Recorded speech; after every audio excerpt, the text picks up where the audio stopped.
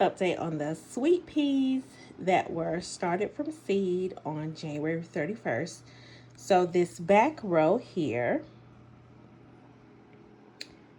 those seeds were soaked for 18 hours, and then they were we planted everything at the same, all seeds were planted at the same time, except this back row here.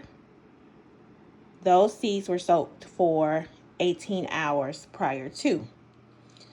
And then these rows here, those seeds were not soaked. So these are the same variety. So 2 hyacinth here, and then we have 3 hyacinth tubes. And so those germinated, and then looks like we have 2 out of the 3 tubes germinated.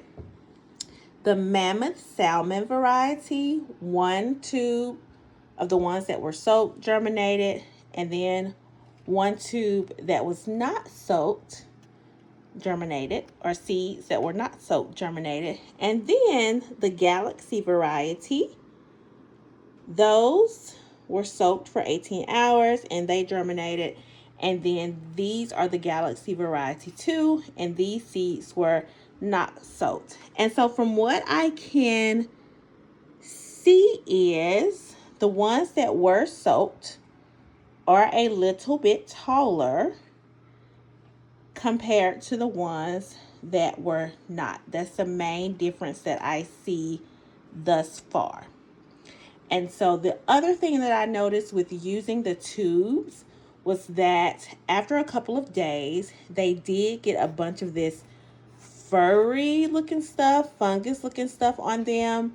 And so I did take my humidity domes off, or humidity dome off, to make sure some air was circulating.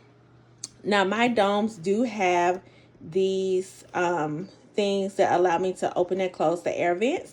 And so I had them open, but they still, I think it was just a little bit of too much heat, even though, these were not started with a heat mat or anything like that, but just a lot of moisture in there. So I took the dome off, especially after they had germinated and they are close to the fan, so some good circulation. And then I also sprinkled them with cinnamon, because I've heard that sprinkling your seedlings with cinnamon can also help with fungus. So after I took the dome off and the air started circulating, I don't see as much of that fungus looking stuff as I did. And 2, I think we have to be mindful of the tubes that we use. So I used a variety of toilet paper tubes, paper towel tubes, as well as cardboard tubes, of course, as well as an old cardboard tube that was from wrapping paper. And so now I can't remember which one. I believe the skinnier ones were the wrapping paper, whereas these other ones were, the wider ones were paper towels and toilet tubes. So, but I can't remember which one is which. So just some things to be mindful of if you are using the tube method. And the reason I chose this method was because I've learned from just looking at videos that sweet peas have long roots. And so you want to grow them in something that will allow for those roots to grow downward and progress. And so this is the method that I chose.